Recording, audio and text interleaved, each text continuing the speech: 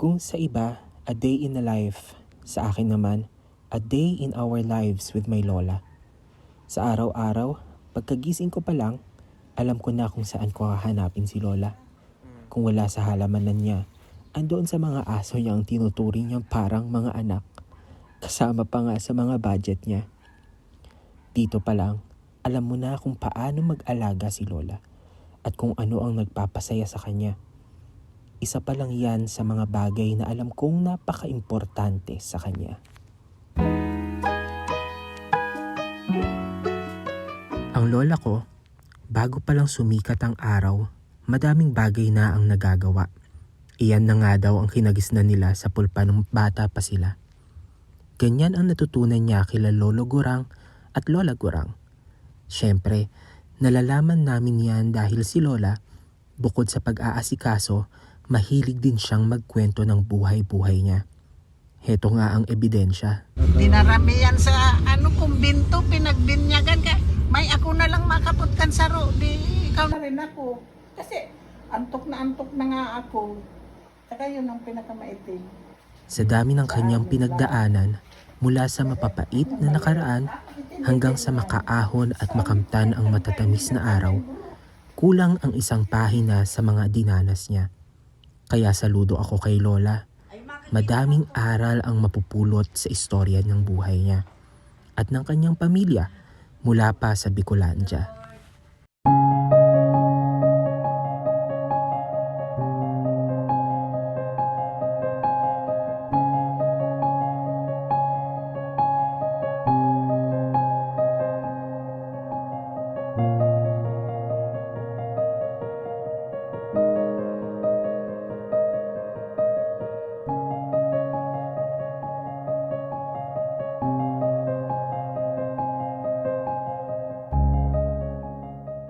Ang lola ko, hindi lang naman mga aso ang inaalagaan niya. Sabi ko nga, pagkakagising pa lang niya, iisipin na agad niya kung anong pwedeng maalmusal ng lahat. Madalas pa nga, may pabaon pa sa trabaho. Unang gagawin ni Lola sa umaga, bubuksan ng radyo, pero ngayon, naka-YouTube na siya. Tsaka niya patutugtugin ang mga musikang nagpapaganda ng kanyang umaga.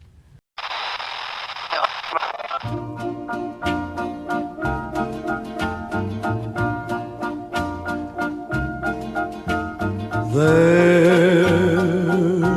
a summer place where it may rain or storm, yet I'm safe and warm, for within that summer place. Ganyan nga kasimple si Lola. Madalas pa nga, sa sobrang simple ni Lola, kung tatanungin mo siya kung anong regalo ba ang gusto niyang matanggap, ang madalas na maririnig mo, kahit duster na lang boy, okay na. Hindi ko siya naririnig na humingi ng sobra sa kung anuman ang kailangan niya. Dahil kung anuman ang kailangan niya, laging para din sa lahat. Nung bata pa nga ako, madalas akong kasama niya sa pamamalengke. Tapos bibilhan niya nga ako ng bibingka.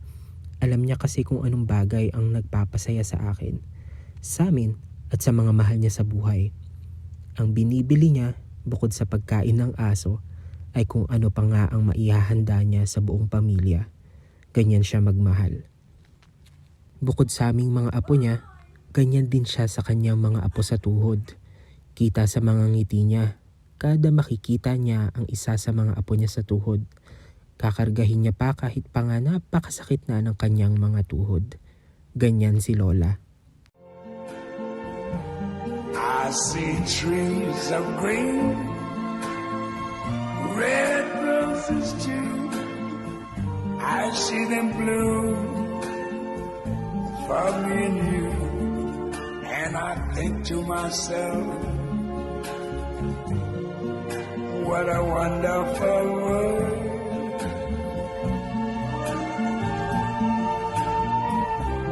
I see skies of blue and clouds of white, the bright blessed day, the dark sacred night, and And I think to myself, what a wonderful world.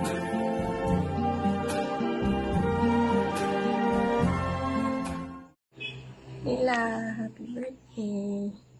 Ang wish ko lang is yung health nyo parati. Lagi kayong malakas at masaya.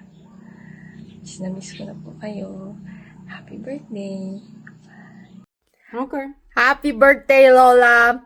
I wish I could go to the party, but I can't.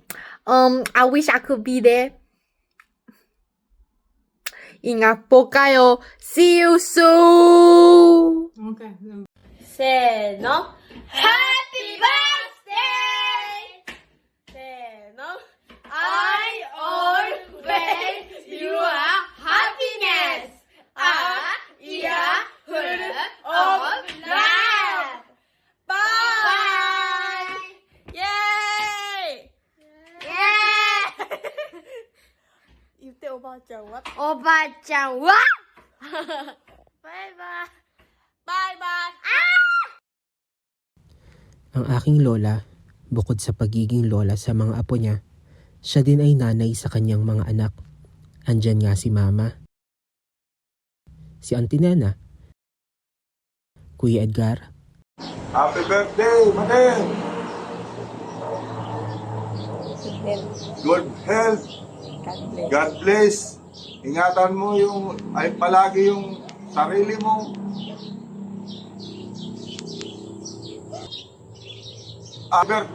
Happy birthday uli. Mag-ingat kayo lagi dyan. Lahat. Na hindi ako nakapunta dahil may ginagawa naman ako rito.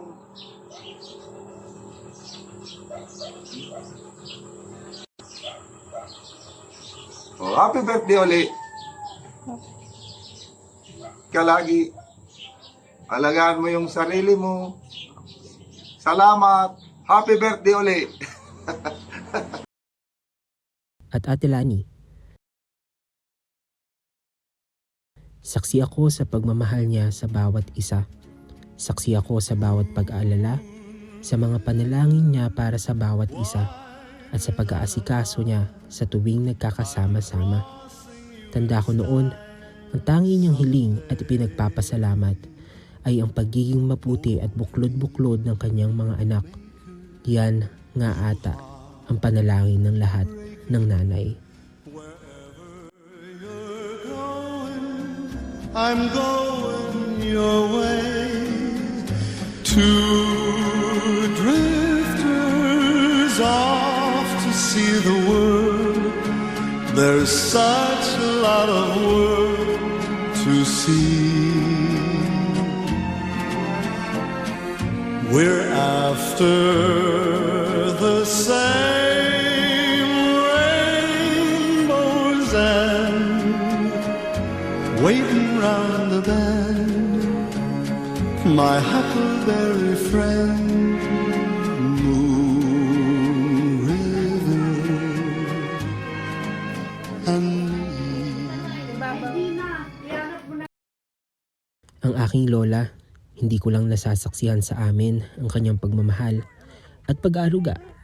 Nakikita ko din ito kung paano siya magmahal sa kanyang mga kapatid,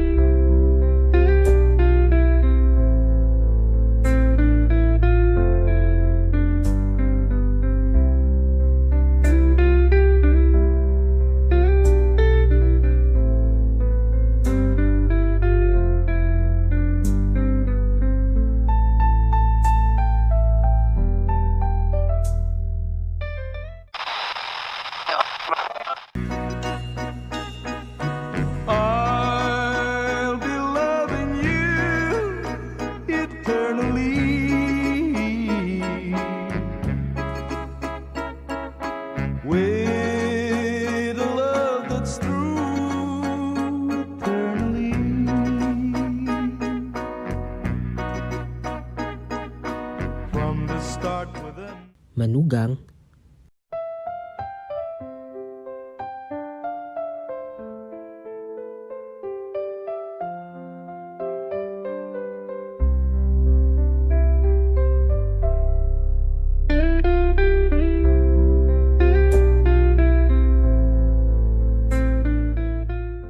pinsan, at mga kaibigan. At sa bawat isa na kanyang nakakasalamuha, lagi kong nakikita kung gaano kabuti si Lola. Sabi nga nila, walang perpektong tao. Alam ko lang na si Lola ang isa sa mga taong mahal na mahal ko. Kaya naman lagi mong tatandaan na mahal ka naming mga apo mo, mga anak mo, mga kapatid mo, at bawat isa sa paligid mo. Kung noon kami ang inaalagaan mo, andito kami ngayon handang mag-aalaga sa iyo. Aalalayan kita sa paglalakad, kami ang magsisilbing tungkod mo pag nahihirapan ka. Andito kami lagi Kahit late o gabi man kami umuwi, alam ko, ang Panginoon ang gagabay sa iyo, Lola. Hanggang sa marami pa nating taon na pagsasama. Lola, promise ha, hindi lang 80 dapat, higit pa, kaya sana mag-diet na tayo. Maraming cake pa nga ang ating hihipan. Magiging malakas ka hanggang sa makita mo na ang bawat isa ay nagtatagumpay. Salamat Lola sa iyong pagmamahal. Salamat sa Diyos sa iyong buhay. Mahal na mahal ka namin, Lola. Moon River, wider than a mile, I'm crossing you in style someday.